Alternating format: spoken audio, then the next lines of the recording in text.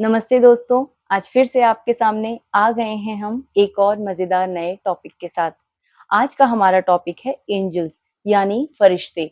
कुछ लोग इन्हें देवदूत भी कहते हैं। तो आज हम एंजल्स के बारे में डिटेल से जानेंगे और आज की हमारी गेस्ट हैं शारू जी। ये बहुत टाइम से एंजल से कनेक्टेड हैं और इनके बारे में बहुत डीप नॉलेज रखती हैं। तो चलिए आज का सेशन स्टार्ट करते हैं। शारू जी आपका बहुत-बहुत स्वागत है। शुक्रिया, शुक्रिया सोनम जी, थैंक यू सो मच। शारू जी, जैसे कि आप एंजल से कनेक्टेड हैं, तो प्लीज़ हमें सबसे पहले ये बताएँ कि एंजल्स कौन होते हैं? और आप किस तरीके से इनसे कनेक्ट हो पाईं? कितना समय हो गया आपको इनके साथ कनेक्टेड होते हुए? मुझे एंजल्स के साथ करीबन 12 से ज़्यादा साल हो चुके हैं और एंजल्स के साथ जो मैंने कनेक्ट किया वो ध्यान के द्वारा ही था। शुरुआत मेरी ध्यान के द्वारा ही हुई और धीरे-धीरे वो कनेक्शन बहुत ज़्यादा एक जिसे बोलते हैं एक स्ट्रॉन्ग कनेक्शन जिसे बोलते हैं वो होता चला गया। और आज की डेट में ऐसा है कि मैं कंप्लीटली परमानेंटली मैं उनके साथ बात करती हूँ, देखती हूँ, उनको देख सकती हूँ और उनके साथ 5 आर्कएंजल्स ऐसे हैं जिनके साथ मैं कंप्लीटली जिसे कहते हैं एक परमानेंट कनेक्शन है और उनके साथ मैं काम करती हूँ। तो ओह! इस तरीके से 12 साढ़े 12 साल की जर्नी रही है और उन्हीं के द्वारा बहुत सी चीज़ें मुझे समझने के लिए और जिसे बोलते हैं पढ़ने के लिए भी मिली, जैसे कि आकाशिक रिकॉर्ड्स को मैंने कनेक्ट करना शुरू किया। प्लस उसके साथ-साथ पास्ट लाइफ रिग्रेशन मैंने सीखा, कर्मा बोर्ड सीखा, तो बहुत सी ऐसी चीज़ें हैं जो धीरे-धीरे करके जो मेरे अंदर थी वो बाहर एंजल्स ने निकाली अच्छा। दोबारा से। जी। ओह! तो ये एंजल्स होते कौन हैं? जब हम एंजल्स की बात करते हैं, तो एंजल्स जैसे अभी आपने बताया कि देवदूत हैं, तो वो बेसिकली क्या होता है, वो दिव्य रोशनियाँ होती हैं। वो एक दिव्य रोशनी होती है, ऊर्जा के गोले होते हैं, सिर्फ़ ऊर्जा होती है वो और वो आपके साथ हमेशा होते हैं, जब से आप जन्म लेते हैं तब से लेकर जो आपकी प्री प्लानिंग होती है, जो एक प्री लाइफ की प्लानिंग होती है, हुँ। उसके बाद जो आफ्टर लाइफ की भी प्लानिंग होती है, आफ्टर लाइफ के बाद क्या होता है, डेथ के बाद क्या होता है, तब तक आपके साथ वो चलते रहते हैं। तो जन्म जैसे बोलते हैं हर जन्म के साथ-साथ आपके एंजल्स भी आपके साथ-साथ इवॉल्व होते हैं और चलते हैं आगे। तो यानी इस समय हमारे साथ भी आपके एंजल्स आपके साथ और मेरे एंजल्स मेरे साथ हैं इस समय? जी, बिल्कुल हैं। मेरे एंजल्स और आपके एंजल्स अलग नहीं हैं। अच्छा। हमारे सबके एंजल्स एक जैसे ही होते हैं, सिर्फ़ हाँ। उनका फ़िज़िकल फ़ॉर्म जैसा आप देखना चाहते हैं, वैसा हो जाता है। और एंजल्स जो हैं, वो हमेशा हर इंसान के साथ होते हैं क्योंकि वो यहाँ पे आए हैं क्योंकि उन्हें हमें हमारी मदद करनी है। हमारी जितनी भी ये जो चुनौतियाँ हैं, ये जो परिस्थितियाँ हमारी ज़िंदगी में आ जाती हैं, उनसे हम किस तरीके से आसानी से थोड़ा जिसे बोलते हैं कि ईज़िली हम ग्लाइड थ्रू कर सकते हैं। तो वो जब होता है तब एंजल्स हमारे पास हमारी हेल्प के लिए आते हैं जब हम उनको बुलाते हैं। मैम जैसे आप बता रही हैं कि आप लगभग 12 साढ़े 12 सालों से एंजल्स के साथ कनेक्टेड हैं। आप कैसे इनके साथ इतना डीपली कनेक्ट हो पाए? डीपली कनेक्ट ध्यान से ही हो पाई थी क्योंकि वो पहला एक मेरा चरण था, जिससे मैंने एंजल्स के साथ कनेक्ट होना सीखा। बेसिकली क्या था शुरुआत से जब मैं बचपन से ही अगर आप मैं मुझे देखेंगे या मेरी ज़िंदगी या लाइफ़ हिस्ट्री के बारे में जानेंगे, जैसे कि मैंने एक किताब भी लिखी है अपनी, the awakening my spiritual autobiography, तो उसमें भी आप जानेंगे कि किस तरह से मैं बचपन से जो था, मेरा अंदर रुझान जो था वो बहुत ज़्यादा आध्यात्मिक चीज़ों को लेके था। तो मैं जाने-अनजाने में मैं जो डिसीज़्ड सोल्स होती थी, मैं उनसे बहुत बातें करती थी। मैं अच्छा। लॉर्ड शिवा से बहुत ज़्यादा बातें करती थी। तो शुरुआत से मेरा एक रुझान इन चीज़ों में रहा, लेकिन फिर क्या होता है बोलते हैं ना कि भौतिक जीवन में आ जाते हैं, उसके बाद फिर आप उसी रेल-पेल में आ गए कि जॉब करना है क्योंकि उसी चक्र में फँस गए। बिल्कुल, पैसे कमाने हैं और हुँ। घर की परिस्थिति ऐसी नहीं है कि बहुत सारा पैसा है तो पैसे भी कमाने बाहर जाना है, तो हाँ। धीरे-धीरे करके वो चीज़ें जो हैं वो कहीं न कहीं जैसे सो गई अंदर, लुप्त हो गई और उसके बाद जब 2011 में मैंने ध्यान करना शुरू किया, उसके द्वारा धीरे-धीरे 2012 में ऐसा हुआ कि मेरा बहुत ज़बरदस्त तरीके से मेरा एंजल्स के साथ कनेक्ट हुआ। ऑल्दो 2011 में हो चुका था और 2011 से पहले उनका आने का आगाज़ भी हो गया था क्योंकि मेरी आँखों के जो मेरा लेफ्ट आई था, उसके बिल्कुल लेफ्ट साइड में मेरे को छोटे-छोटे गोल्डन कलर के ऑर्ब्स दिखाई देते थे। और वो तब तक चला जब तक मैं एंजल्स के साथ मैंने कनेक्ट नहीं कर दिया। तो वो मेरे साथ ही होते थे हाँ, और हाँ। मैं समझ नहीं पाती थी। इनफैक्ट सोनम जी क्या हुआ था कि मैं डॉक्टर्स के पास भी चली गई थी पूछने के लिए कि मेरी आँखों में कोई प्रॉब्लम है क्या? हुँ, क्योंकि हुँ। उस समय एंजल्स का किसी ने नाम नहीं सुना था, ना मैंने सुना था। हुँ, हुँ। तो ये सब चीज़ें कॉन्सेप्ट्स मुझे पता नहीं थे। तो जब डॉक्टर्स ने बोला कि ऐसा कुछ भी नहीं है, तुम्हारी आँख बिल्कुल जो वीकनेस है नॉर्मल है। तुम्हारी आँख में वो हाँ। है, बट और कुछ नहीं है।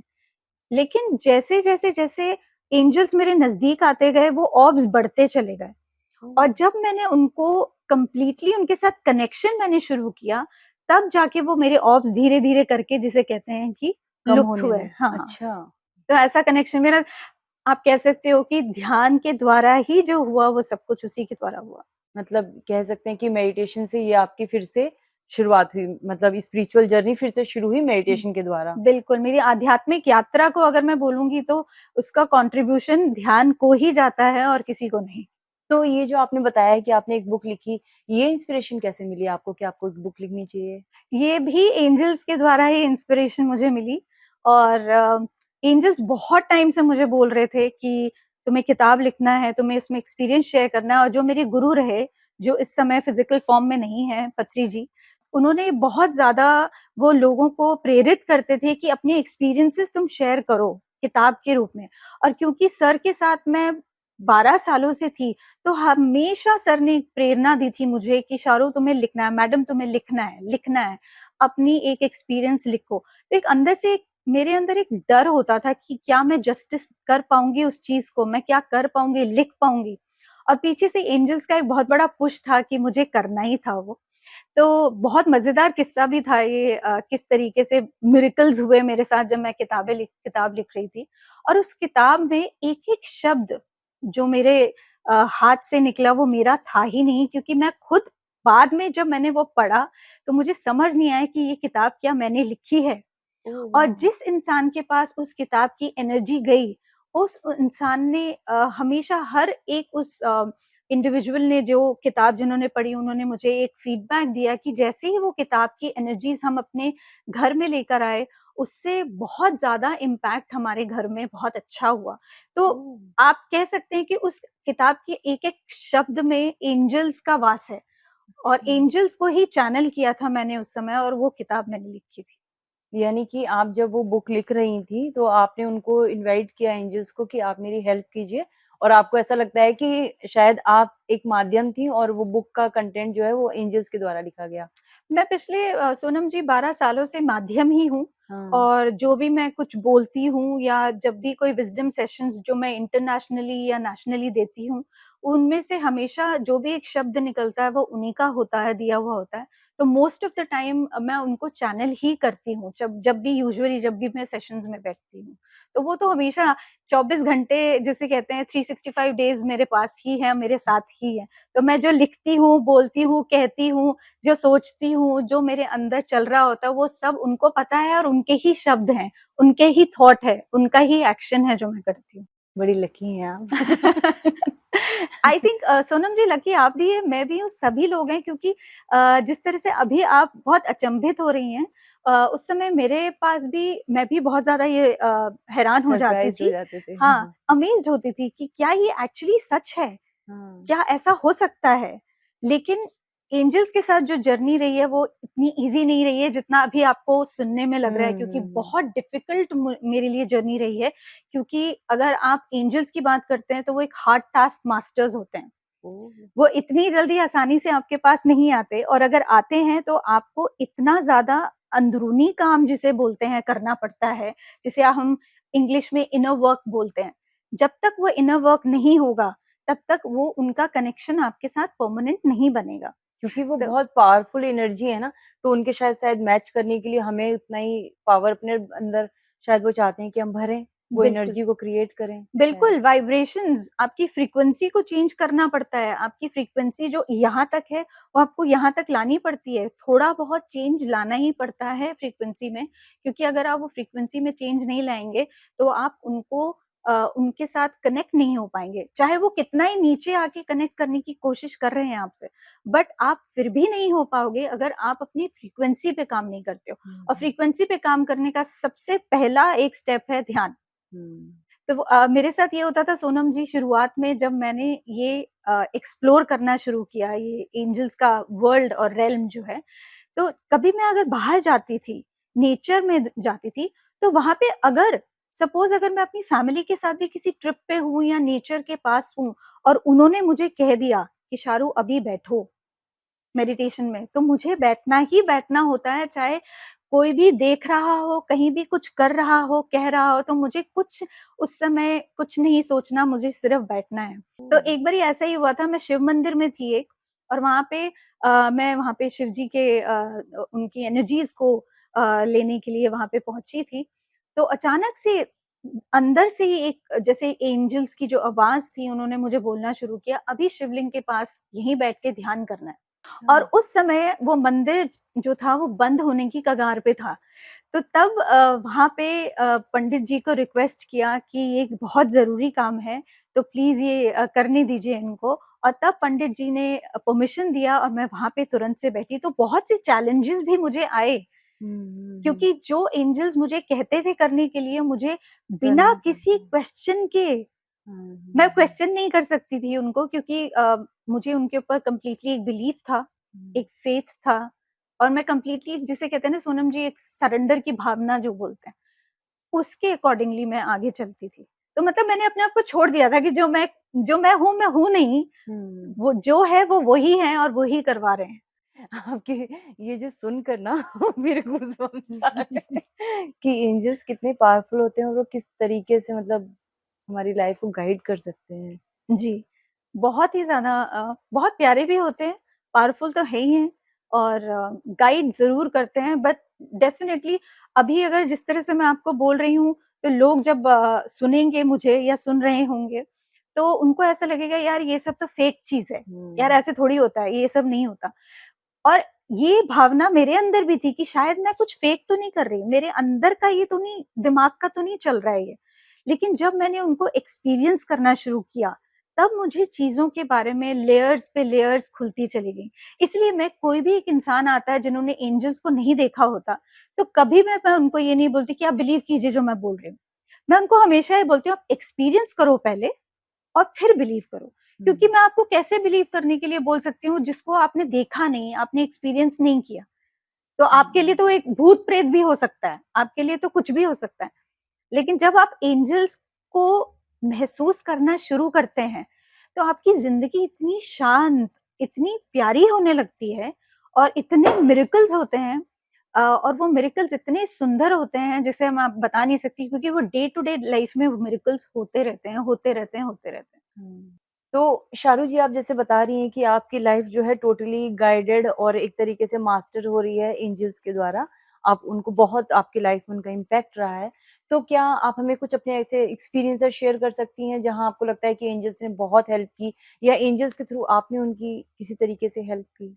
एंजल्स की हेल्प, जिसे कहते हैं कि एक छोटे से ट्रैफिक में अगर खड़ी हूँ तो उसमें भी हेल्प हुई है। अगर मुझे अपने लिए कोई किसी प्रकार का कपड़ा चाहिए उसके लिए उसमें भी हुई है। लेकिन अगर बड़े-बड़े हेल्प्स की बात करें तो उन्होंने मुझे सिखाया किस तरह से मुझे सर्व करना है। हुँ, मुझे सेवा भाव में किस तरह से आना है। मुझे करुणा का भाव सिखाया उन्होंने किस तरह से, और सबसे पहली चीज़ उन्होंने मुझे सिखाई कि जो पशु-पक्षी होते हैं वो उतने ही इक्वली रिस्पेक्टफुल होते हैं जितने कि ह्यूमन बीइंग्स होते हैं। क्योंकि मैं एक हार्डकोर नॉन वेजिटेरियन थी जब मैं ध्यान में आई। तो हुँ, उस समय इन सब चीज़ों का ज्ञान नहीं था मुझे, और मैं क्योंकि कश्मीरी फैमिली को बिलॉन्ग करती हूँ, तो इस वज़ह से मुझे ऐसा लगता था कि नहीं, क्योंकि मैंने घर में ये देखा। लेकिन जब एंजल्स का आगाज़ हुआ, मेडिटेशन हुई, पत्री जी जो मेरे गुरु रहे, उन्होंने जब समझाने की कोशिश की, तो मुझे समझ में आया कि खाली एक ह्यूमन रियल्म जो है उसको ही रिस्पेक्ट नहीं देनी है, एनिमल्स को, जो पशु-पक्षी हैं उनको रिस्पेक्ट देनी है। और जब मेरे अंदर ये ख़्याल आने लगा, तो मैं धीरे-धीरे करके मैं पशु-पक्षियों से, और इनफैक्ट जिसे बोलते हैं पेड़-पौधों से भी बात करने लगी। उनके साथ भी कनेक्ट हुई। बहुत से ऐसे टाइम हुआ जब मैंने जो डिज़ीज़्ड सोल्स हैं, जो पशुओं की, स्पेशली बहुत लोग आते थे मेरे पास जो उनके जो पशु पक्षी हैं, स्पेशली डॉग्स हो गए, कैट्स हो गए, उनके जो कंपेनियंस थे, तो वो चले गए थे, तो उनके साथ जो एक्सपीरियंस था उनका, कोई मैसेज था उनका, तो वो मैं लेके आती थी। और धीरे-धीरे अब एंजल्स ने क्या करना शुरू किया, स्टेप बाय स्टेप मैं बढ़ती गई और फिर आज की डेट में ना केवल मैं डिसीज़ सोल्स जो जा चुके हैं उनके वहाँ से जो भी अगर कोई इंसान है जो कि बहुत ज़रूरतमंद है, उसके लिए मैसेज लाना, उनके लव्ड वन्स का जो जा चुके हैं, उनसे मैं मैसेजेस लेकर आती हूँ, उनको मैं देती हूँ। बहुत टाइम से अभी ये कर रही हूँ और स्पेशली जो सुसाइड केसेज़ होते हैं, स्पेशली जो एक्सीडेंट केसेज़ होते हैं। तो अभी हाल ही में एक एक्सपीरियंस मेरा हुआ था, अभी लास्ट वीक ही हुआ था। जिसमें एक बच्चा 16 साल का जो बच्चा वो अपने माँ-बाप को छोड़ के चला गया, एक्सीडेंट हुआ उसका। और जब उनकी फ़ोटोग्राफ मुझे उनके पेरेंट्स ने भेजी, तो मतलब आप मानेंगे नहीं कि उसके अंदर से इतनी रोशनी लगी मुझे कि आज तक मैंने इतने डिज़ीज़ सोल्स के साथ मैंने वार्तालाप की है। लेकिन वो जो एक रोशनी मैंने उनके अंदर देखी, मुझे ऐसा लग रहा था जैसे ये मैं किसी किसी ऐसे सोल से बात नहीं कर रही, इतनी पहुँची हुई सोल है, आत्मा है जिससे मैं बात कर रही हूँ। और उसके बाद उनकी मदर ने, ये मेरा पहला एक्सपीरियंस था उनकी फ़ोटो के साथ। फिर उनकी मदर ने जब उनकी लाइफ़ के बारे में बताना शुरू किया, कि जो वो बच्चा था, उन्होंने कभी किसी भी तरीके की परेशानी अपने पेरेंट्स को नहीं दी। और वो इतना प्यारा बच्चा था कि मतलब यहाँ तक कि जब उसकी मृत्यु हो रही थी और जब वो जा रहा था, तो अपने पेरेंट्स को एक नया पैसा खर्च करने नहीं दिया। और उसका इंटरनली प्रॉब्लम हुआ था, एक्सटर्नली वो बिल्कुल ठीक था, थोड़ी बहुत खरोंचें थी। और इंटरनली बाद में लास्ट मोमेंट पे गवर्नमेंट हॉस्पिटल वालों ने उसको लिया, उसका केस, और उस डॉक्टर ने बोला कि ये तो क्रिटिकल है। तो इसको, ये तो अभी सिर्फ़ एक इंजेक्शन लगाना ज़रूरी है अभी। अभी वो इंजेक्शन लगा ही रहे थे कि उसकी मृत्यु हुई। और उससे पहले वो बच्चा वाल्मीकि रामायण पढ़ता था, वाल्मीकि रामायण के ऊपर काम करना चाहता था। वो इतना ज़्यादा, मतलब उसे भगवत गीता उसके जैसे मुँह पे, कंठस्थ जैसे बोलते हैं। बिल्कुल, मतलब ऐसी सोल से मैं नहीं मिल पाई थी, जो मैंने उस दिन वो मैं मिली। उसके बाद जब उस सोल के साथ मैंने कनेक्ट किया, तो उन्होंने एक मैसेज पहुँचाया, जो कि उसकी मदर के लिए बहुत ज़रूरी था। और वो जो मैसेज जब पहुँचाया उन्होंने, मतलब अगर वो मैसेज, अगर सपोज़ मैं, वो पर्सनल है इसलिए मैं आप लोगों को नहीं बता हाँ, हाँ। सकती, बट अगर आप उस मैसेज को सुनते तो शायद मुझे रोना आ गया था, उसकी मदर को रोना आ गया था, तो अगर आप होते तो शायद आपको भी उस समय रोना आ जाता कि मतलब एक आत्मा किस तरह से एक मैसेज पहुँचाती है अपने प्रियजन के लिए, अगर पहुँचाना होता है तो। तो और बहुत सी आत्माएँ ऐसी होती हैं जो कुछ बात नहीं करना चाहती, हुँ। वो मना कर देती हैं कि हम अभी बात नहीं करना चाहते, तो ऐसा भी एक्सपीरियंस मेरे साथ हुआ है, जिसमें पहले आत्मा ने मना किया कि मैं अभी बात नहीं कर सकती, और वो सुसाइड केस था। और उसके बाद उन्होंने 10 दिन के बाद वो उन्होंने खुद मुझसे कनेक्ट किया और कॉन्टैक्ट किया। तो ये तो हो गई डिज़ीज़ सोल्स की बात। दूसरी चीज़ जो एंजल्स ने मेरा एक और पोर्टल खोला था, वो था कि जैसे आज की डेट में, आज फिज़िकली जो लोग हैं, उनके अंदर जो प्रॉब्लम्स हैं, उनकी जो इश्यूज़ हैं, उनको थोड़ा क्लैरिटी देना। जैसे बहुत से लोग, हम लोग बहुत ज़्यादा पास्ट में फँस जाते हैं, फ्यूचर की वरीज़ में फँस जाते हैं, या यहाँ पे अटक जाते हैं, कोई फ़ाइनेंशियली, कोई इमोशनली, कोई मेंटली अटक जाते हैं। और या फिर फिज़िकली, जो कि फिज़िकल प्रॉब्लम्स लोगों को बहुत होती हैं, इश्यूज़ होते हैं, उनको समझ नहीं आता ये क्यों है, किस लिए? तो एक उन्होंने ये नेमत मुझे एक और दी, जो एक साइकिक एबिलिटी दी, कि उस चीज़ को मुझे अंडरस्टैंड करना है और लोगों की सेवा करनी है, सर्व करना है। तो वो लोगों को एक दिशा दिखा देते हैं, और एंजल्स ही बात करते हैं मेरे थ्रू, और उनको प्रॉपर एक गाइडेंस दे देते हैं, जिससे वो आगे बढ़ जाते हैं, एटलीस्ट जहाँ पे वो स्टक हैं, वहाँ अटके नहीं रहते, थोड़ा आगे बढ़ जाते हैं। तो ये सब चीज़ें जो थी, वो सब सोनम जी एंजल्स के द्वारा हुई, and I am grateful to angels कि वो मेरी ज़िंदगी में हैं, और उनकी वजह से बहुत कुछ है मेरी ज़िंदगी में। अब आज की डेट में अगर आप देखेंगे, और 12 साल की शारू को अगर आप देखेंगे, तो हुँ। उसमें ज़मीन-आसमान का फ़र्क होगा। यानी आपकी लाइफ़ टोटली मतलब 360 डिग्री चेंज हो गई। बिल्कुल, क्योंकि अगर आप सोनम जी मुझसे 12 साल पहले मिली होती, साढ़े 12 साल पहले, तो शायद आप मुझे पहचान नहीं पाती, क्योंकि फिज़िकली मैं बहुत ज़्यादा वीक थी। बहुत ज़्यादा बीमारियों से ग्रस्त थी। इमोशनली, मेंटली बिल्कुल हालत बुरी थी मेरी, डिप्रेशन की मरीज़ थी, माइग्रेन था। यूट्रस में मेरे फाइब्रॉइड्स थे जो बहुत कैंसरस थे, और जिसे बोलते हैं कि रिलेशनशिप्स किसी के साथ भी अच्छे नहीं थे, और चाहे वो घर के हों, चाहे वो बाहर के हों, चाहे दोस्तों के हों, कोई भी इंसान मेरे पास नहीं था। और उस समय अपने आप को खड़ा करना, और उस समय तब एंजल्स ने मेरा हाथ थामा था, और उस समय मेरा हाथ थाम के जब मैंने उनके ऊपर अपने आप को सरेंडर कर दिया था, तब जिसे कहते हैं उन्होंने मुझे वहाँ से निकाला, और फिर उनके द्वारा मैंने जिसे कहते हैं एक शिव शक्ति से फिर से नाता जुड़ा मेरा। और आजकल मैं कृष्णा कॉन्शियसनेस से बहुत ज़्यादा जुड़ी हुई हूँ, और कान्हा से, या जिनको आप कृष्णा जी भी बोलते हैं, उनके मैसेजेस बहुत हैं, और जिन उनको मैं चैनल करती हूँ, उनसे बात करती हूँ। तो बहुत सी चीज़ें हैं जो अब इतने सालों के बाद धीरे-धीरे करके एक्सेलरेट हो रही हैं, और all grateful to the angels. अच्छा शारू जी, आपने जैसे बताया कि एंजल्स हम सबके साथ होते हैं, ये इस लाइफ में भी, इस लाइफ से पहले भी और हमारी डेथ के बाद भी एंजल्स का कनेक्शन हमारे साथ बना होता है और एंजल्स सभी के साथ होते हैं। आपने कहा आपके साथ है, तो मेरे साथ भी हैं। तो हमें कैसे पता चले कि इस समय कोई एंजल्स हमारे साथ कनेक्ट है? हम कैसे उनके साथ कनेक्शन कर सकते हैं? सबसे पहले सोनम जी, हमको ये अपेक्षा नहीं रखनी है।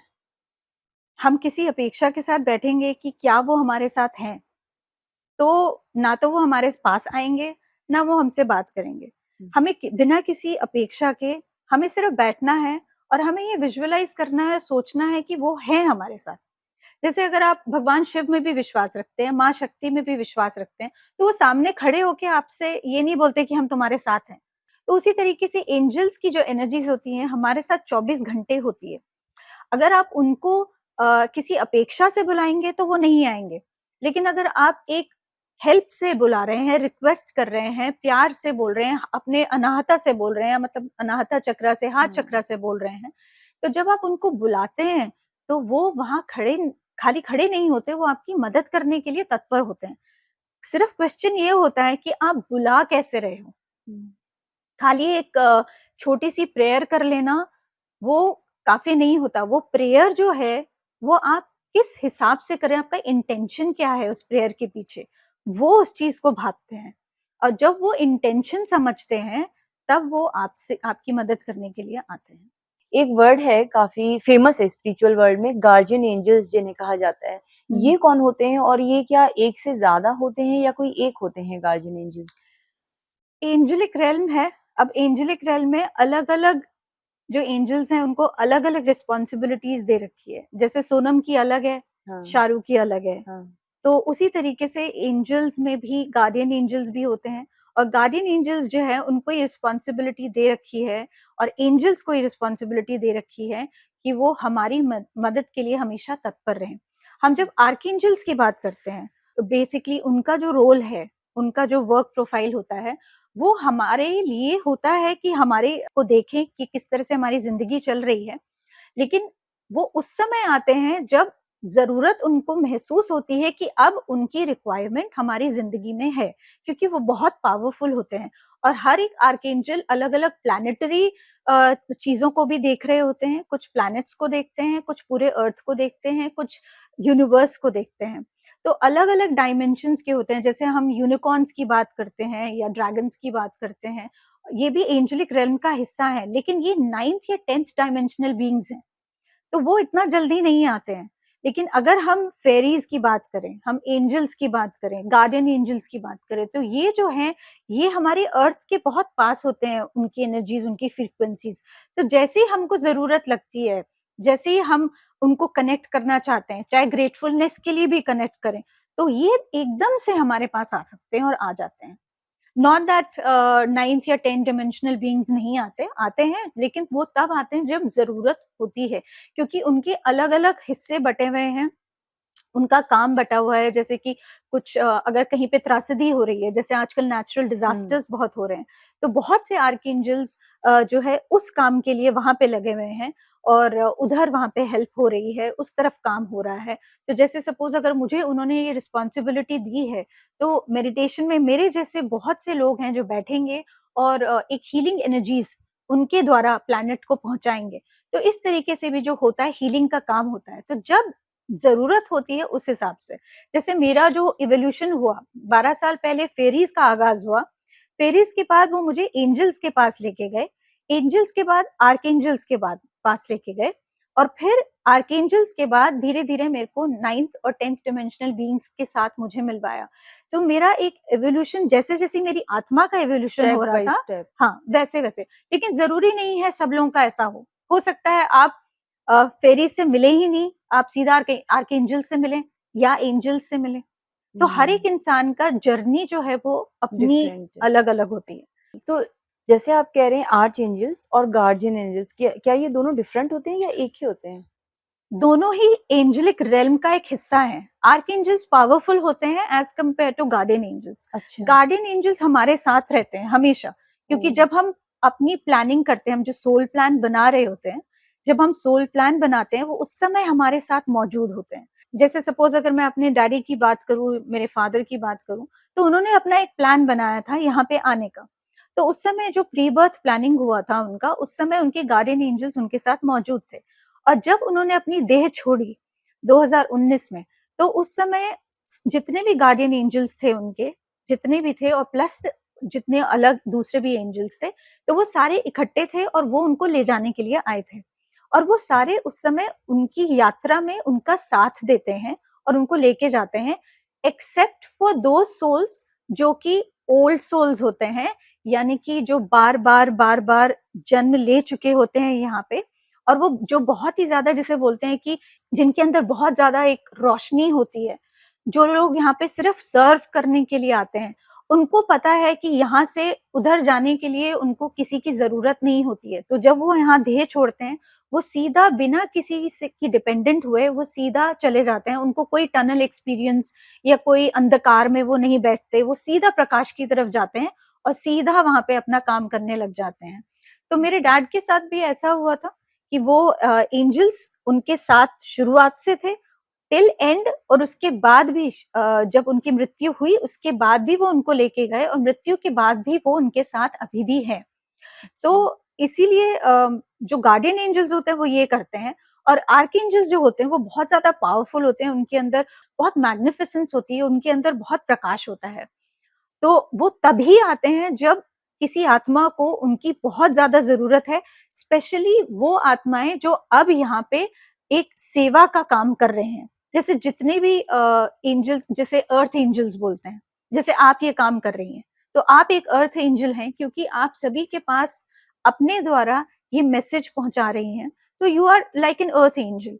तो उसी उन्हीं के द्वारा वो काम करवाते हैं। तो ये आर्कएंजल्स उनके साथ बहुत ज्यादा आते हैं। फेरीज उनके साथ आती हैं जो कि नेचर के साथ बहुत कनेक्टेड होते हैं, क्योंकि फेरीज जो हैं उनका हमेशा उनका जो आप प्रेजेंस देखोगे, आप पार्क्स में, ट्रीज में, एक एक जो ग्रास का ब्लेड होता है उसमें, हर चीज में वो वहां पे होते हैं। इसलिए पहले तो मैं कॉन्शियस नहीं होती थी, बट अब मैं कॉन्शियसली जब मैं वहां पे जाती हूँ, तो अगर मेरे को अपने पैर अपने घास के ऊपर रखने, तो सबसे पहले मैं एंजल्स को बोलती हूँ कि एंजल्स मैं चलने वाली हूँ, अगर आप यहाँ पे हैं तो प्लीज हट जाएं, ताकि मैं आपको जाने अनजाने में भी आपको चोट ना पहुंचा सकूं।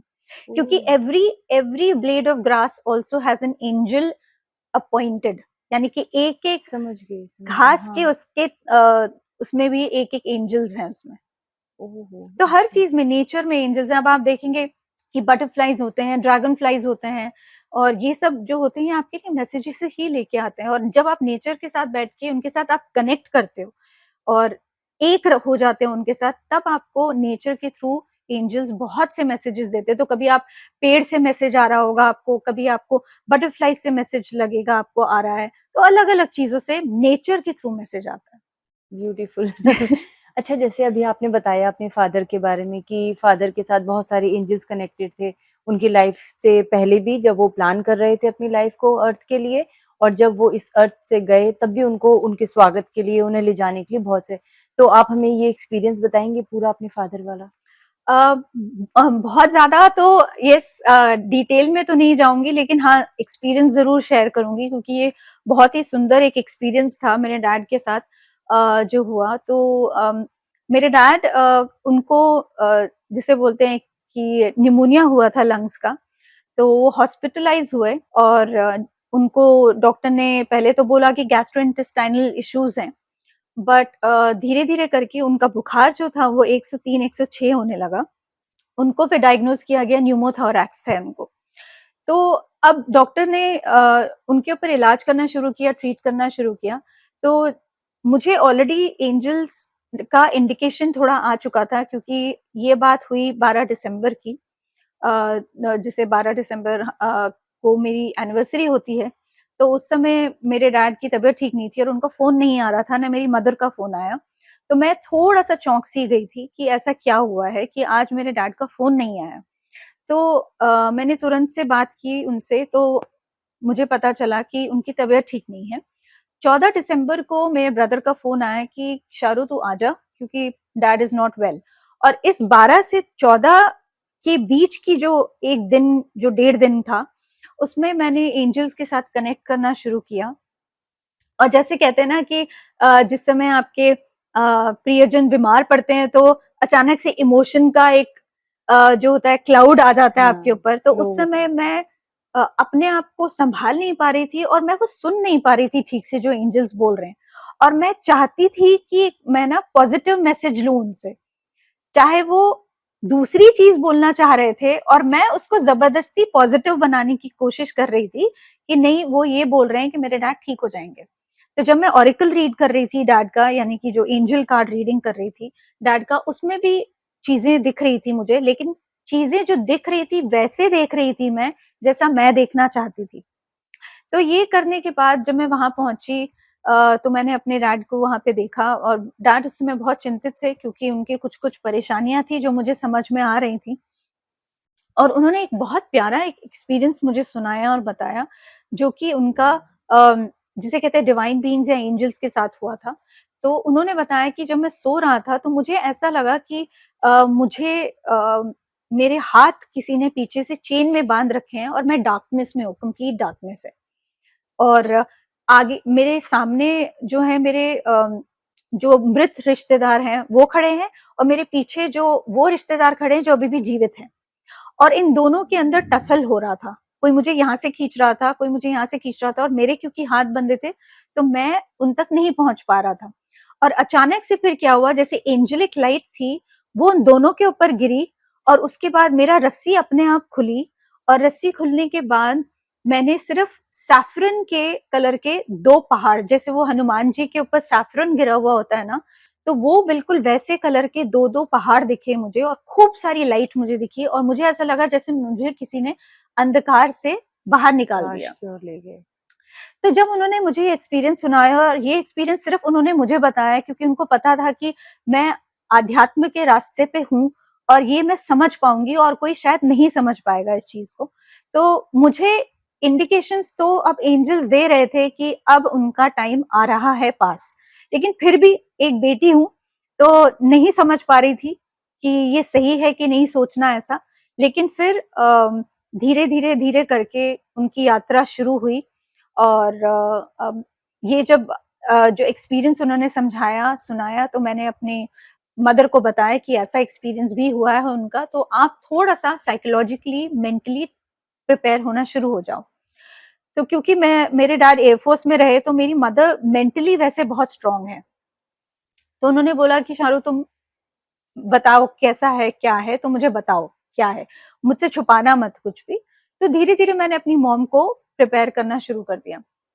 तो अब क्या हुआ कि ये चीज़ें जो थी, अ, अचानक से क्या होता था कि डैड की तबीयत खराब होने लग जाती थी, फ्लक्चुएशंस थी। और एक बार ही ऐसा हुआ कि वो लेटे हुए थे और मतलब वो कंप्लीटली, जिसे स्लीप पैरालिसिस बोलते हैं, बिकॉज़ ऑफ द स्टेरॉइड्स जो उनको दे रखे थे। तो स्टेरॉइड्स की वज़ह से वो बिल्कुल स्लीप पैरालिसिस में थे। उनके अंदर कुछ भी कोई कॉन्शसनेस जिसे बोलते हैं वो नहीं थी। तब मैंने उनका हाथ पकड़ के, बहुत स्वोलन हाथ था उनका, बहुत सूज गया था, उनके हाथ-पैर सूज गए थे और उनके हाथ-पैर बाँध के भी रखे हुए थे डॉक्टर्स ने, ओह! क्योंकि क्योंकि एकदम से पेन अगर होता है तो वो अपने आप को मारने की कोशिश भी करने लग जाते थे बिकॉज़ ऑफ द पेन। तो मैंने उनका हाथ बहुत प्यार से पकड़ा और मैं वहीं पे आँख बंद करके एंजल्स के साथ और लॉर्ड शिवा के साथ मेडिटेट करने लगी। और उस समय मुझे ऐसा फ़ील हुआ, तब उन्होंने बताया मुझे कि किस तरीके से एक सोल में जद्दोजहद हो रही थी, कि मेरे डैड की सोल जाना भी चाहती है, लेकिन कुछ ऐसे अटैचमेंट्स थे उनके साथ, जिनकी वजह से वो निकल नहीं पा रही थी। तो वो जाना भी चाह रही है और नहीं भी जाना चाह रही, ऐसा। और इस टसल की वजह से वो अपनी बॉडी नहीं छोड़ पा रहे थे, फिजिकल बॉडी, क्योंकि वो बहुत पेन में थे, बहुत ज्यादा। और डॉक्टर्स इतनी कोशिश कर रहे थे उनको बचाने की, और मुझे पता था कि अगर वो बचाने की कोशिश करते भी हैं तो भी वो बच नहीं पाएंगे, क्योंकि उनकी हालत बहुत खराब होती जा रही थी। तो लेकिन फिर भी उनको स्टेबलाइज करके रखा हुआ था। और तब मैंने एंजल्स से पूछा कि एंजल्स कब? एंजल्स ने कहा, उस समय मैंने अपने डैड की पलंग के पीछे पांचों एंजल्स को देखा। मैंने वहां पे मेरे खुद के जो मेरे नानू रहे, जो कि मेरे जिनको बोलते हैं स्पिरिट गाइड रहे मेरे, वो वहां खड़े थे। मेरी जो दादी रही वो खड़ी थी। तो ये सब जन थे जो ये खड़े थे वहां पे उनको ले जाने के लिए। And I could literally see, मतलब मैं देख पा रही थी कि ये चीज चल रहा है। तो मैंने एंजल से पूछा कब है टाइम? तो उन्होंने मुझे बोला कि अगर तुम इनके बारे में ऐसा सोचोगे तो टाइम तो कोई नहीं बता सकता, क्योंकि ये सोल का अपना डिसीजन है, जिसे आप फ्री विल बोलते हो। उसमें एंजल्स भी इंटरफेयर नहीं करते। तो उनका फ्री विल जब भी होगा, जब वो चाहेंगे निकलना, तो वो निकलेंगे। हम भी यहाँ पे शांति से हम लोग उनकी वेट कर रहे हैं। तो ये चीज हुआ, और अचानक से उनकी तबीयत खराब हुई, तो डॉक्टर्स तुरंत आए। मैं फिर से दोबारा से प्रेयर रूम में गई हॉस्पिटल के, और प्रेयर रूम में मैंने दोबारा से मेडिटेट करना शुरू किया। और तब उन्होंने मुझे कुछ चीजें दिखानी शुरू की कि ये अटैचमेंट्स से जब तक वो नहीं निकलेंगे, तब तक वो आगे बढ़ नहीं पाएंगे।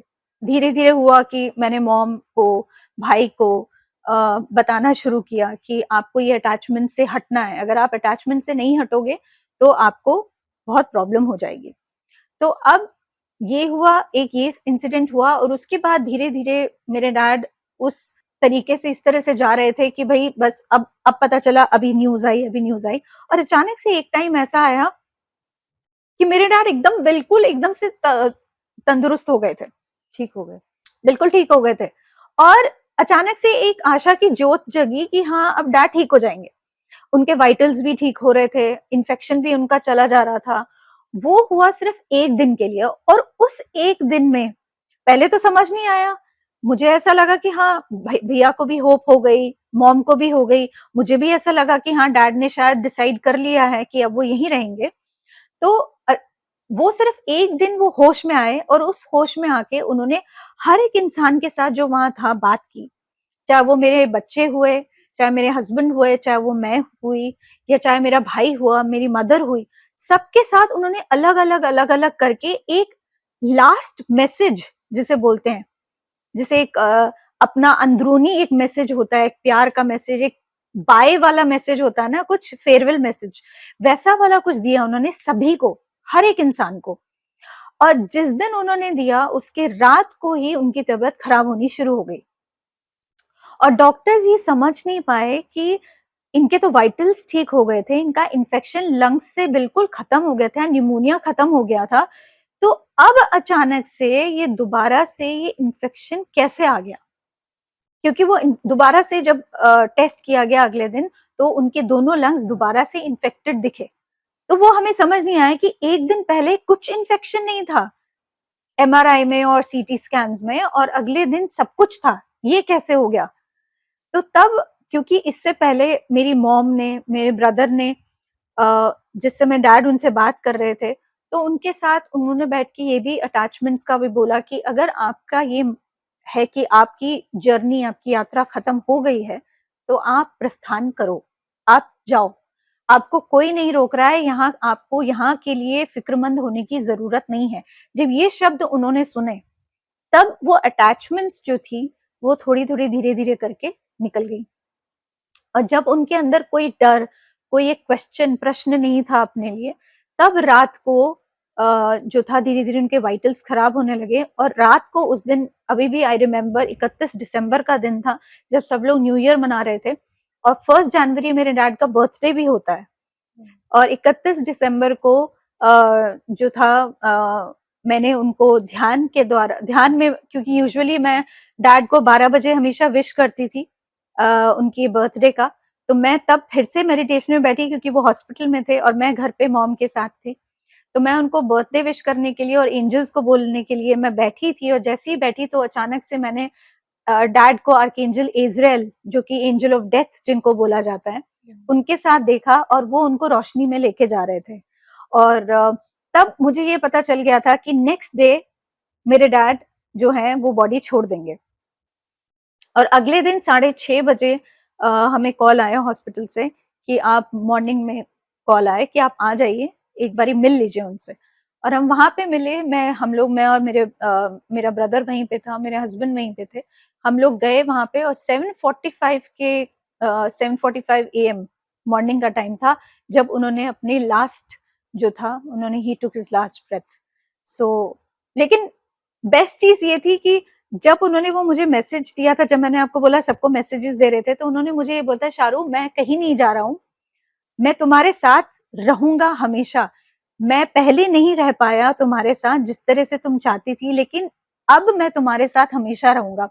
और उन्होंने ये प्रॉमिस जो दिया था मुझे, ये उस पे अभी तक वो कायम है। आज 2023 है और अभी तक वो मुझे गाइड करते हैं, अभी तक वो मुझे बताते हैं वो कहाँ पे हैं, क्या कर रहे हैं।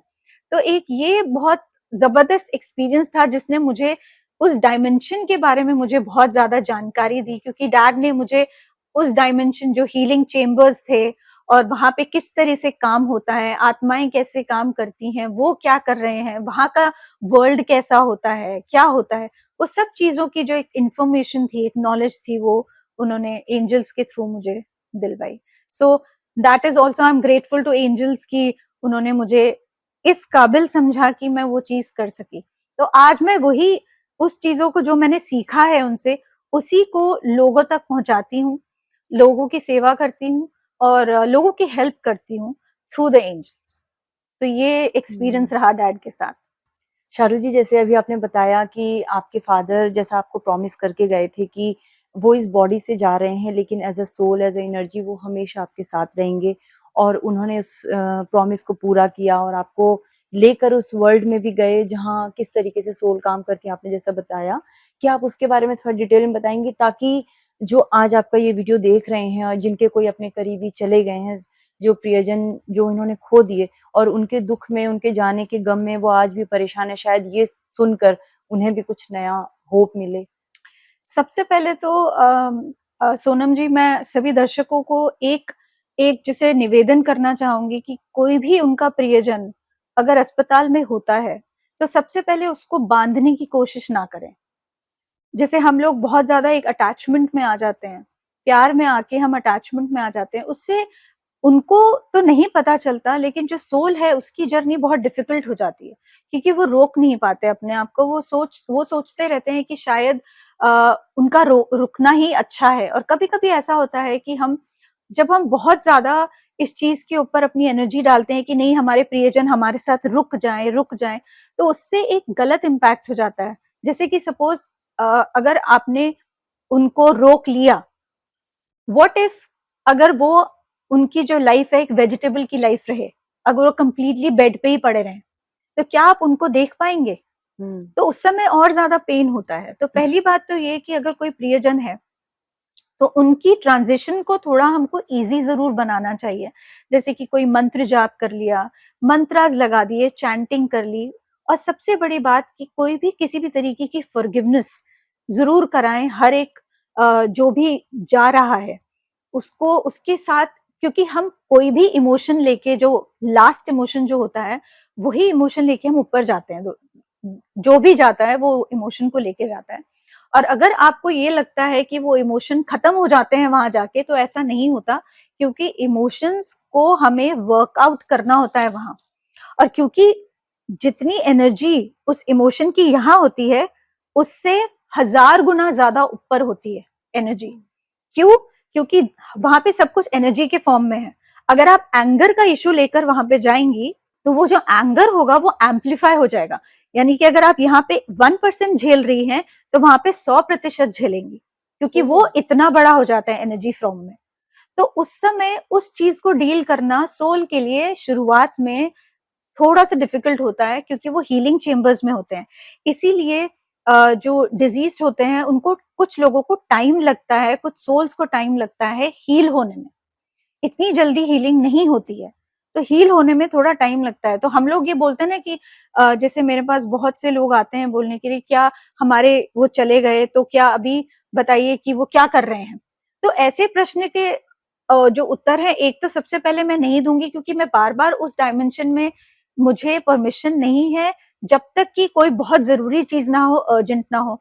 सेकेंडली, अगर कोई सोल अपने काम कर रही है अपने इमोशंस पे, मुझे डिस्टर्ब करने की इजाजत नहीं है उनको। तो वहां पे जाके सोल पहले हीलिंग चेम्बर्स में हील होती है।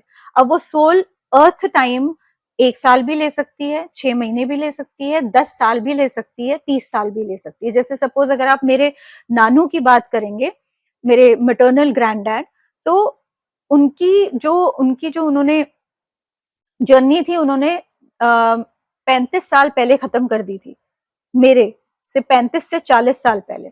लेकिन उन्होंने जन्म नहीं लिया था, और वो तब तक उन्होंने जन्म नहीं लिया जब तक कि मेरे डैड मेरे स्पिरिट गाइड नहीं बने।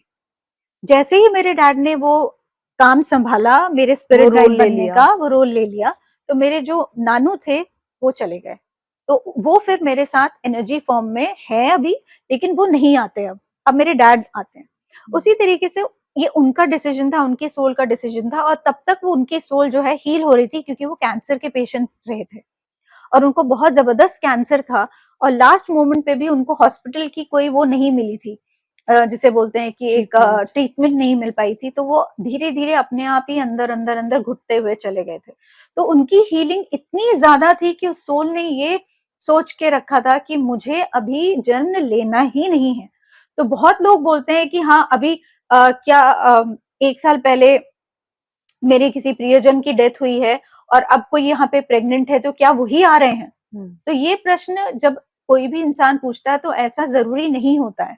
ये सोल की जर्नी पर डिपेंड करता है। जरूरी नहीं है कि अभी 1 साल पहले किसी की मृत्यु हुई है तो वो 1 साल के बाद आपके पास दोबारा से उसमें आ जाएगा। मैं ये नहीं बोलती इम्पॉसिबल है, ये लेकिन सोल का डिसीजन है। बिल्कुल ये सोल का डिसीजन है, ये इम्पॉसिबल नहीं है। बहुत से ऐसे केसेस हुए हैं जिसमें पास्ट लाइफ के केसेस हुए हैं, जिसमें किसी की ग्रेट ग्रैंड मदर दोबारा से आई हैं, या ग्रेट ग्रैंड फादर दोबारा से आए हैं। पॉसिबल ऐसा नहीं कि मैं मना करती हूँ, लेकिन अगर आप एकदम से बोलेंगे 6 महीने बाद, 1 साल बाद आ गए क्या, वो आ रहे हैं क्या, तो ऐसा नहीं होता है। It is not that. That is why मैं आपको ये इन्फॉर्मेशन दे रही हूँ, ताकि आप लोगों के पास ये जो डाउट्स हैं, ये जो एक मिथ होता है डेथ को लेके, उसकी थोड़े से क्लियरिटी आपको मिल जाए। तो जैसा आप बता रही हैं कि आप लोगों को गाइड करती हैं, तो क्या आप आपके कोई वर्कशॉप्स होती हैं या किसी तरीके से आप कोई टीचिंग्स देती हैं जिसके थ्रू लोग आपसे जुड़ पाते हैं? जी, बिल्कुल, मैं क्लैरिटी सेशंस देती हूँ। एक तो ये मेरा एक बहुत बड़ा काम है, जिसमें कि लोगों को मैं क्लैरिटी देती हूँ, वो 1 घंटे का सेशन होता है जो मैं देती हूँ। दूसरा है विज़डम सेशंस होते हैं जो मेरे इंटरनेशनली और नेशनली चलते रहते हैं, जिसमें मैं लोगों को मेडिटेशन वहाँ पे होती है, प्लस मैं अपना विज़डम शेयर करती हूँ। जैसे मैं अभी एक पीएमसी गुजरात है, एक माध्यम है, वहाँ पे मैं लॉ ऑफ द यूनिवर्स सिखा रही हूँ सब लोगों को। तो लॉ ऑफ यूनिवर्स जो है, मैं 12 मेजर लॉज लेकर आ रही हूँ उधर। आज अभी मैं लॉ ऑफ कर्मा बता रही हूँ, ये 7वां लॉ है। क्योंकि मुझे ऐसा लगता है जो उन्होंने मुझे सिखाया है, जो मुझे उन्होंने बताया है, तो वो मैं लोगों तक पहुंचाऊं, ताकि वो यूनिवर्स की नॉलेज उनको समझ में आए, तो वो उनकी लाइफ जो है, जिंदगी जो है उनकी बहुत ज्यादा आसान हो सकती है। क्योंकि इस नॉलेज के द्वारा मेरी जिंदगी बहुत आसान हुई है। ऑब्वियसली बहुत से लोग आते हैं, जैसे उनको स्पेशली जो स्पेशल चिल्ड्रन होते हैं, ऑटिज्म के मरीज होते हैं, वो लोग जो बेड के ऊपर वेजिटेबल की तरह हैं और वो कुछ नहीं कर पाते, तो उनके लिए जो है मैं हील नहीं करती, लेकिन हेल्प जरूर करती हूँ। एंजल्स का इंफॉर्मेशन, एंजल्स के मैसेजेस उन तक जरूर पहुंचाती हूँ। तो ये सब चीजें जो है ये मैं करती हूँ। तो ये ऑनलाइन होते हैं या ऑफलाइन होते हैं आपके वर्कशॉप? मैं वर्कशॉप अभी मेरी आ रही है। वर्कशॉप बेसिकली मेरा एक हुआ था, वो ऑनलाइन ही। मेरा मोस्टली काम जो है वो सारा ऑनलाइन ही है, क्योंकि बहुत से लोग अलग अलग जगह से कनेक्ट होते हैं मुझसे, तो मैं मोस्टली ऑनलाइन ही रखती हूँ, ताकि मैं लोगों के लिए एक्सेसिबल हो जाऊं। तो ऑनलाइन मेरे जितने 95% ऑफ प्रोग्राम्स जितने भी होंगे वो मेरे सारे ऑनलाइन ही होते हैं। ये पेड होते हैं या अनपेड होते हैं? मेरा 80% ऑफ द वर्क जो भी है मेरा काम वो अनपेड होता है, that is free, but 20% of my work is paid, क्योंकि वो एक जिसे आप बोलते हैं गिव एंड टेक का थोड़ा बैलेंस करना जरूरी है। तो क्योंकि वो भी हमारे नहीं तो कर्म में आता है, तो इसीलिए 80% मेरा काम जो है वो फ्री ऑफ कॉस्ट रहता है, 20% मेरा काम पेड रहता है। तो जैसे आज जो व्यूअर्स आपको देख रहे हैं, सुन रहे हैं और वो आपसे कनेक्ट होना चाहते हैं, आपके साथ जैसे ये एंजल्स का जैसे आप कनेक्टेड हो पाती हैं, वो भी इस कोर्स को या इस चीज़ को सीखना चाहते हैं, तो क्या हम आपका डिटेल अपने इस वीडियो के साथ शेयर कर सकते हैं? जी बिल्कुल, मेरा एक इंस्टाग्राम हैंडल है जो स्पिरिचुअल अलोहा के नाम से पसंद अब वहाँ पे है, spiritual Aloha, SPIRITUALALOHA, spiritual Aloha के नाम से। तो वहाँ पे वो मुझे टेक्स्ट कर सकते हैं और उसके बाद फिर मैं आगे उनसे बात वहीं पे करती हूँ। So they can go there and they can ask for any kind of a help. अच्छा शारू जी, जैसे आपने बताया कि हमारे साथ भी एंजल्स हमेशा से होते हैं, जब से हम बर्थ होते हैं या फिर बर्थ से पहले से भी, तो हम सबके अपने गार्जियन एंजल्स भी होते हैं, जैसा आपने बताया। तो मान लीजिए कि हमारे कोई गार्जियन एंजल्स हमारे साथ थे, शुरू से थे, उन्होंने कभी हमें एहसास क्यों नहीं दिलाया कि वो हमारे साथ हैं? मेबी हो सकता है कि आपने जैसा बताया हमारी एनर्जी नहीं मैच हुई। अच्छा, बचपन से हमने बहुत सारी गलतियाँ भी की, कुछ बहुत मेजर गलतियाँ भी की अपने जीवन में। उन्होंने उस वक़्त हमें रोका क्यों नहीं कि तुम ये जो कर रहे हो वो ठीक नहीं है? पहली बात कि एंजल्स इंटरफेयर नहीं करते हैं किसी की भी लाइफ में, चाहे वो आपके साथ खड़े होंगे, जब तक कि आप उनसे कुछ मदद नहीं मांगेंगे, जब तक आप उनको अपनी जिंदगी में लेके ही नहीं आएंगे, तब तक वो आपसे नहीं सुनते। सपोज आप शिव जी हैं, आपको पता है वो आपकी सुन रहे हैं, तो आप उनको बुलाते हैं ना कि भोलेनाथ आप मेरे ऊपर थोड़ी कृपा कीजिए या ये काम कर दीजिए मेरा, तो आप बुलाते ना, प्यार से बुलाते हैं उनको।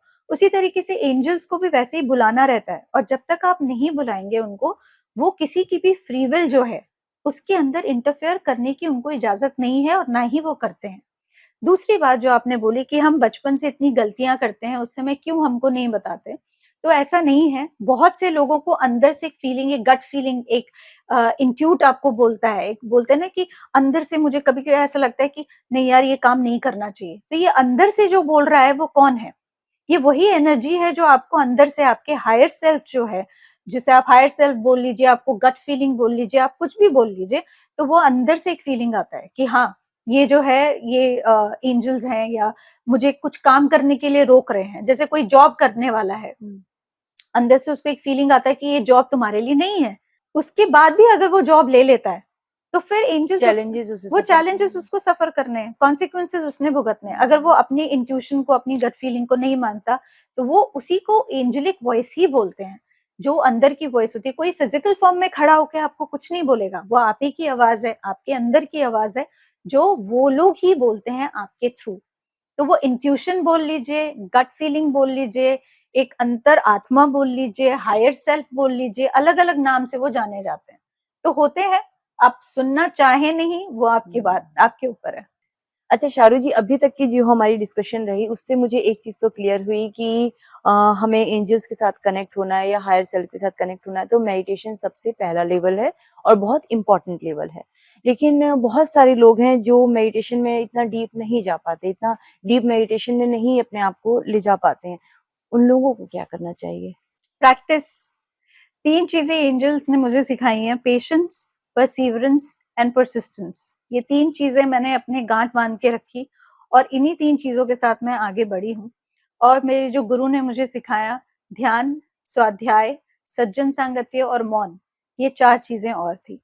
तो इन्हीं प्रिंसिपल्स के साथ मैं आगे बढ़ती गई थी। तो जितने भी लोग हैं जो मेडिटेटर्स नहीं हैं, जो नॉन मेडिटेटर्स हैं या जो ध्यान नहीं कर पाते, प्रैक्टिस हर चीज का एक मंत्र होता है। शुरुआत कीजिए, 10 मिनट आप बैठिए मेडिटेशन के लिए।